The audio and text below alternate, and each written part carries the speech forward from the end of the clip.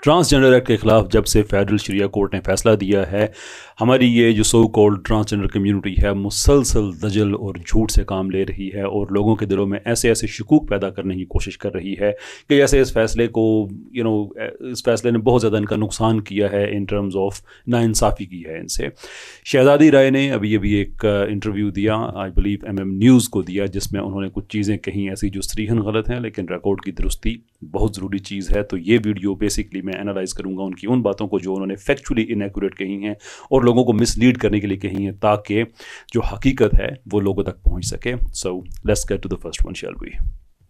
और मैं समझती हूँ पाकिस्तान के हालात को, ख्वाजा सराओं के हालात को भी मद्देनज़र रखते हुए फैसले करने चाहिए, क्योंकि जब सियासी हालात देखते हुए फैसले हो जाते हैं सुप्रीम कोर्ट में, तो हमारे हालात भी देखे जाएं। एक वो तबका, वर्नरेबल तबका, जिसको ज़िंदगी भर आप लोगों ने पाकिस्तान की हिस्ट्री में कभी भी शनाख्त नहीं दी, और शनाख्त दे के शनाख्त ले लेना ऐसा मुनासिब नहीं होगा। ये फंडामेंटल राइट्स की भी खिलाफ है।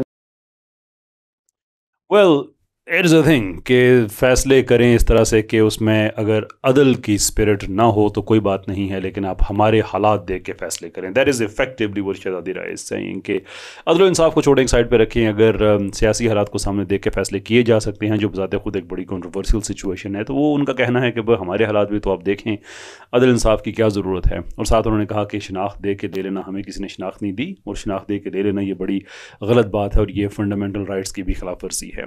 नंबर 1, ये फंडामेंटल राइट्स की खिलाफ वर्जी नहीं है। There is no such fundamental right. कोई भी बुनियादी इंसानी हकूक़ ऐसा नहीं है जो किसी मर्द को यह हक दे कि वो अपनी ज़ाती आरा की बुनियाद पे ख़ुद को औरत डिक्लेयर कर दे, एंड वाइस वर्सा, कोई औरत ज़ाती आरा की बुनियाद पे ख़ुद को मर्द डिक्लेयर कर दे। That is simply not the case. जो कि इंसानी हकूक़ हैं, कम से कम उसका ताल्लुक़ नहीं है। लेकिन ये माइंड में ये बात रखिएगा कि हमारा ये वो तबका है जो कि फ्लाई करने को भी फंडामेंटल ह्यूमन राइट समझता है, जो कि एक प्रिविलेज है। तो ये भी एक इनके लिए एक प्रिविलेज है, but somehow they think ये फंडामेंटल ह्यूमन राइट्स हैं और इसकी खिलाफ वर्जी है। और शनाख्त दे के ले लेना, किसने शनाख्त आपको दी थी? उस पार्लियामेंट ने दी थी कि जो लोगों की विल उसमें रिफ्लेक्ट नहीं हो रही थी इस कानून में। 2018 में चोर तरीके से जाती हुई असम्बली का आखिरी प्राइवेट मेंबर बिल बग़ैर किसी बहस के लोगों के सामने ये रख दिया गया और लोग घर जाने की जल्दी में थे तो जल्दी जल्दी वो पास कर दिया और बाद में किसी को पता ही नहीं चला कानून क्या था, unless until many years after. और जब पता चला ये बात दोबारा से पार्लियामेंट में खुली, तो पार्लियामेंट में जितने भी रवायती पार्लियामेंटेरियंस हैं जो वहाँ पे इस्लाम पसंद लोग हैं, सबको हैरत हुई कि एक ऐसा कानून बना हुआ है, तो आपने ये कानून चोरी कराया था। आपने ये ना कहीं कि आपको किसी ने शनाख्त दी थी। आप इस्लामी नज़रियाती काउंसिल के जो चेयरमैन इन वेटिंग थे उनको गलत डॉक्यूमेंट दे के उनसे आपने पूछा था कि ये ठीक है, तो उन्होंने वो डॉक्यूमेंट ड्राफ्ट ही और था, उनको जिन्होंने देख के अपनी प्राइवेट कैपेसिटी में कह दिया था कि बज़ाहिर ये ठीक लग रहा है, लेकिन आप लोगों ने बेईमानी की थी। पार्लियामेंट में आपने जो बिल दिया था वो ड्राफ्ट ही और था, उस पर कोई बहस नहीं की गई थी। तो ये ना कहें कि किसी ने आपको हकूक़ दिए हुए थे, ये हक एग्जिस्ट ही नहीं करता, ना किसी ने आपको दिया था। आपने डेमोक्रेसी को वायलेट करते हुए चोरी किया था, ये स्मगल किया था बिल पार्लियामेंट के अंदर, और बाद में जब ये एक्सपोज हुआ तो ये डिबंक हो गया। अभी जो नया बिल आने वाला है वो इसके टोटल ऑपोजिट है। इसमें जो अमेंडमेंट्स हुई हैं उसने इसका नाम, सारी इसकी एक प्रोविजन के अलावा सारा कुछ चेंज कर दिया है और वफाकी शरीयत अदालत ने जो फैसला दिया है वो शरीयत के मुताबिक दिया है। सो आगे बढ़ते हैं कि जो शरीयत कोर्ट की वर्डिक्ट है उसे नज़रसानी की ज़रूरत है। कुछ ऐसी चीज़ें हैं जो बहुत ज़्यादा मैनिपुलेट की हुई हैं उसमें। मैंने वो वर्डिक्ट फाइनली पूरा पढ़ लिया है, तो उस वर्डिक्ट में 80 पेजेस जो हैं वो मुखालिफ पार्टी के जो हैं बयानात डाले गए हैं, और मैं सिंध से पार्टी थी उस केस में और मेरा जो बयान है उसको नहीं डाला गया। वेल 80 से ज़्यादा पेजेस जो मुखालिफ पार्टी हैं। मुखालिफ पार्टी कौन है? जो कुरान और हदीस के साथ खड़े हुए हैं। सो जस्ट माइंड दैट कि मुखालिफ पार्टी इनके लिए कौन है, कि जो समझते हैं कि ये शरीयत के ख़िलाफ़ फ़ैसला है। 80 पेजेस उनके, ये फैक्चुअली बात गलत है। 108 पेजेस की पूरी जजमेंट है, जिसमें 80 पेजेस ऐसा नहीं है कि सिर्फ उनके। और 108 पेजेस की जजमेंट का मतलब है कि 108 पेजेस का वो डॉक्यूमेंट है और वो सारे 108 पेजेस पे सारे के सारी जजमेंट नहीं लिखी। उसमें जो सारे जो पार्टिसिपेंट्स हैं उनके नाम लिखे हुए हैं, जो पार्टीज़ हैं उनके नाम लिखे हुए हैं, और उसमें यानी कि वो जो पूरा अदालत का एक सिस्टम होता है कि उसमें क्या क्या चीज़ें उन्होंने लिखनी है before they get to the judgment, तो वो सारे का सारा 108 पेजेस पे है। लेकिन अगर एक मिनट के लिए मान लें कि 80 पेजेस जो हैं वो मुखालिफ पार्टी के हैं, तो मुखालिफ पार्टी के ज़्यादा इसलिए हैं कि उन्होंने वहाँ पे कुरान और हदीस के रेफरेंसेस दिए हैं। मैंने टेलीविज़न पे भी आपकी एक एक्टिविस्ट को माफ़ी चाहूँगा, उन साहब का नाम मुझे भूल गया, उनको मैंने चैलेंज किया था कि आप 10 ऐसे हवाले दे दें जिनका ताल्लुक़ शरीयत से हो, जो आपने उस अदालत में दिए हों तो मैं आपको मान जाऊँगा। मैं आपसे भी यही कहता हूँ, आप भी 10 ऐसे एविडेंसेस शरीयत से आप लेके दिखा दें जो आपने उस अदालत में दिए थे। जब आपने दिए ही नहीं वहाँ पे हवाले, तो आप अदालत से आपको तवक्को क्या है? ये फेडरल शरिया कोर्ट है जिसने कुरान और सुन्नत की रोशनी में फ़ैसला करना है, आपके फ़लसफ़े की सूरत में नहीं करना। जो सूडो साइंस वहाँ पे कुछ आपने हवाले कुछ बड़ी डूबियस किस्म के जो पेश किए थे, उसके मुताबिक फ़ैसला नहीं करना। उस पर अगर आप सुप्रीम कोर्ट जाते हैं, बड़ी खुशी की बात है, जाएं। वहाँ पे तो हम जब बात करेंगे साइंस की, तो आपका यह एतराज़ भी ख़त्म हो जाएगा कि आपकी साइंटिफिक पोजीशन है। जब बात करेंगे फ़िलासफ़ी की, तो आपकी फ़िलासॉफिकल गलतफहमी भी दूर हो जाएगी। मैं तो वो भी कहता हूँ आप लोगों से कि आपका जो बेस्ट स्पीकर है, आपका जो मेडिकल डॉक्टर है, आपके जो दानश्वर हैं, आइए हम लाइव बात करते हैं, लेट अस टॉक अबाउट। हम रिलीजन को ले ही नहीं आएंगे उसमें, लेकिन जब फेडरल शरिया कोर्ट की बात होगी तो वो तो सिर्फ बात करेगी रिलीजन की, कि उसका जो स्कोप ऑफ ऑपरेशन है वो सिर्फ और सिर्फ शरीयत है। तो वहाँ पे अगर आपने आर्गूमेंट्स नहीं दिए तो आपको गिला किस चीज़ का है? और ऐसा नहीं है कि आप लोगों को सुना नहीं गया। ज़ाती तौर पे अगर आप कहें कि आपका बयान उसमें कोर्ट नहीं किया गया, तो आप अपनी जो वकील हैं आप उनसे बात करें कि आपका बयान वहाँ पे क्यों नहीं आया, और वो बयान क्या था। क्या वो बयान ऐसा था कि किसी और ने पहले से दिया हुआ है? क्योंकि बातें तो आपके पास 3-4 ही थी जो आपने रीगर्जिटेट की हुई थी, उसके अलावा तो कुछ भी नहीं था। तो ये कह देना कि चूँकि मेरा नाम उसमें नहीं आया, कि मैंने ये बयान दिया था, इसलिए ये इंसाफ नहीं है। Come on, grow up, you have to do something better than this. तो ये भी एक नाइंसाफ़ी है। दूसरा, उसमें कुछ एग्जाम्पल्स कोट किए हैं, जैसे कि यूके में किसी ट्रांसजेंडर ने औरतों के सेल में जाके जो है एक औरत का रेप कर दिया था। तो इस तरह अगर पूरे ख्वाजा सरा एक रेपिस्ट की वजह से अगर जो है फैसले सुनाए जाएंगे, तो ऐसे तो मर्दों के हज़ारों केसेस हैं। 2 उन्होंने रेफरेंस दिए हैं इस्लामिक जो हैं, उन्होंने हदीसों का, जिसमें से 2 हदीस। अच्छा, ये हदीसों में बढ़ने से पहले जो मज़े की बात है कि उन्होंने कहा कि यूके में कोई केस हुआ था कि ख्वाजा सरा ने किसी औरत का रेप कर दिया था। नो, किसी ख्वाजा सरा ने रेप नहीं किया था, और ना किसी ने कोई एविडेंस दिया है।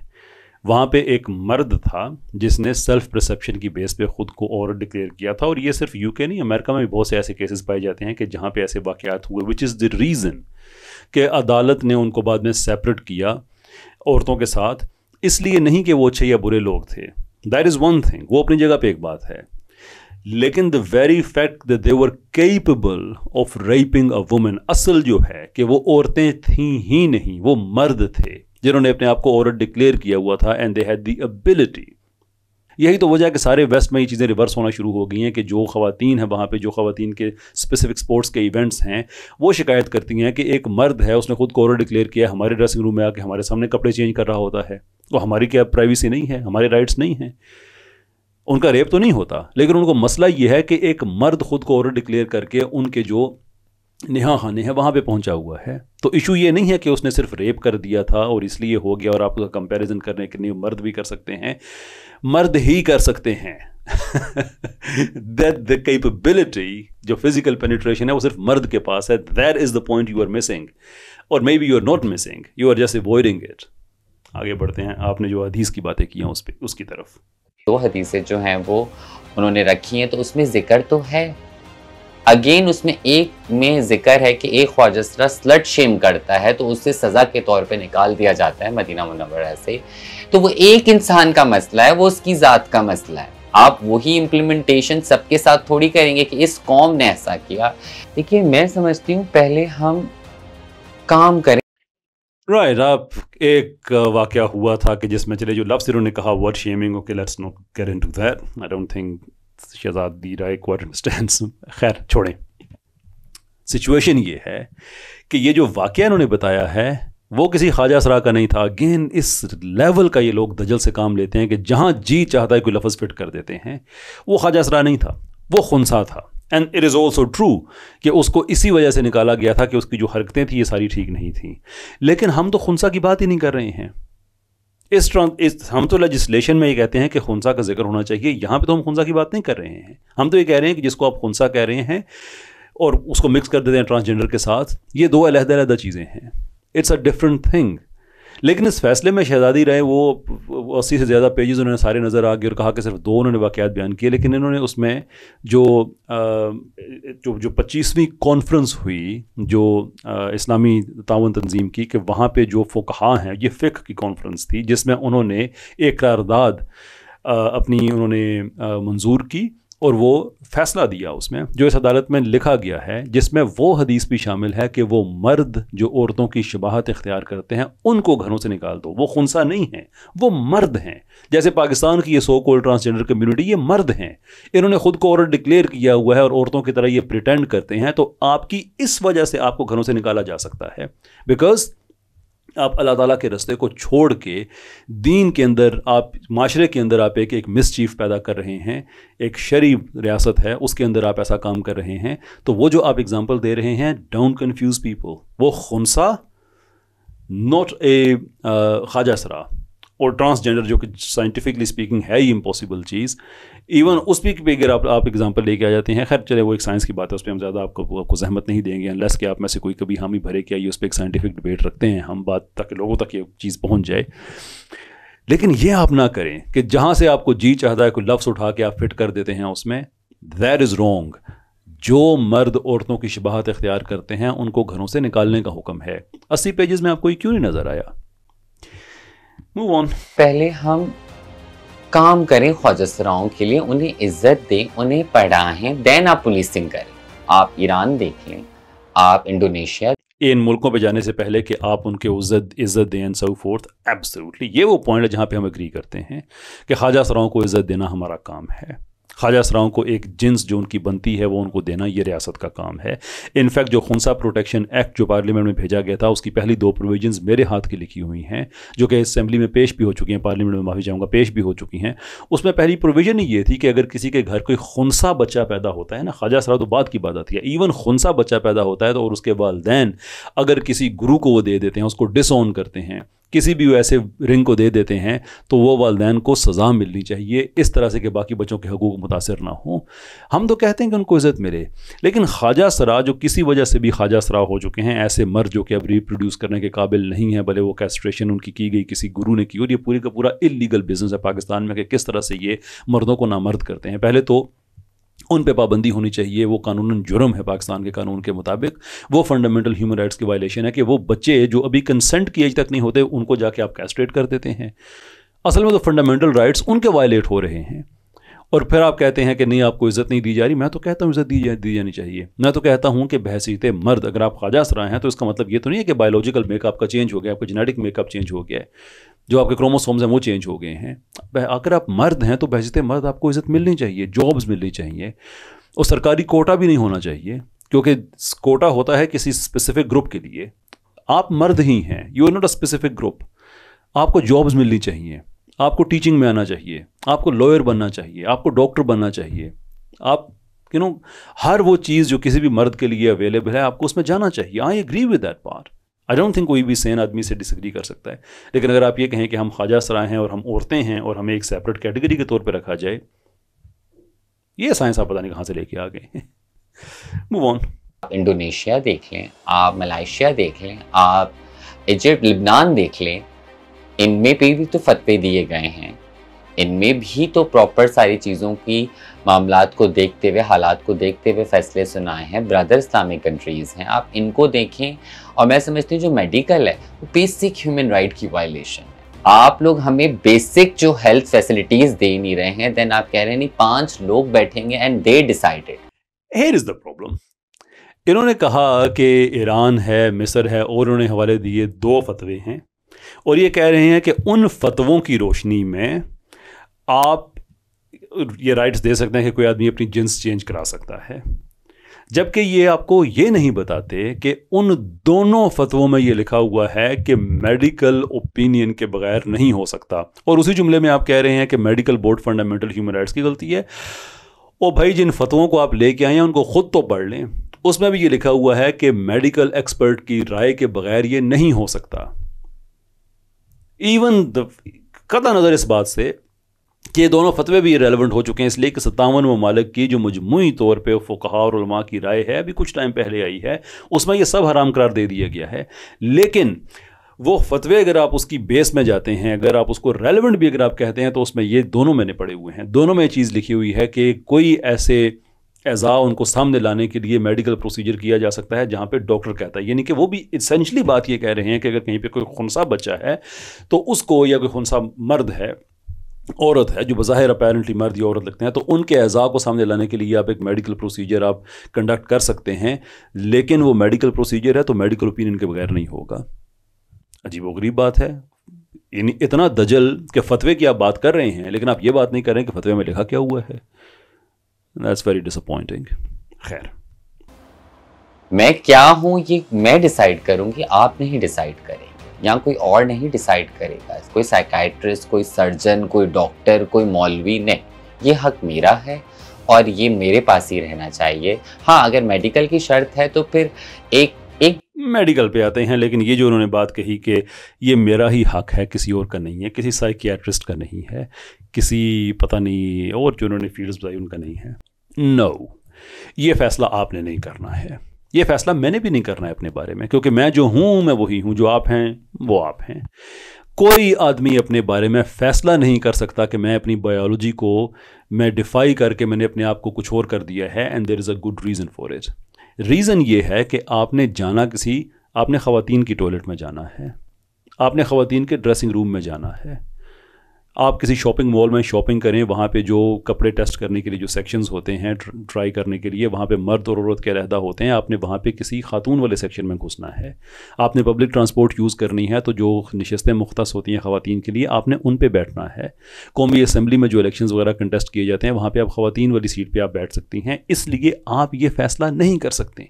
आप तो शहज़ादी ख़ुद आपने मेरे साथ डिबेट में कहा था कि आपकी बहन बहुत बड़ी आलमा है, और मैंने आपसे पूछा था कि कैसा लगेगा आपकी बहन को, जो कि मेरी भी बहन हैं, कैसा लगेगा उनको कि कोई मर्द खुद को औरत डिक्लेयर करके उनके साथ बैठ जाए, उनके जो पब्लिक टॉयलेट है उसको इस्तेमाल करना शुरू कर दे। आपने जवाब नहीं दिया था, एंड आई सस्पेक्ट कि आज भी आपके पास जवाब नहीं है।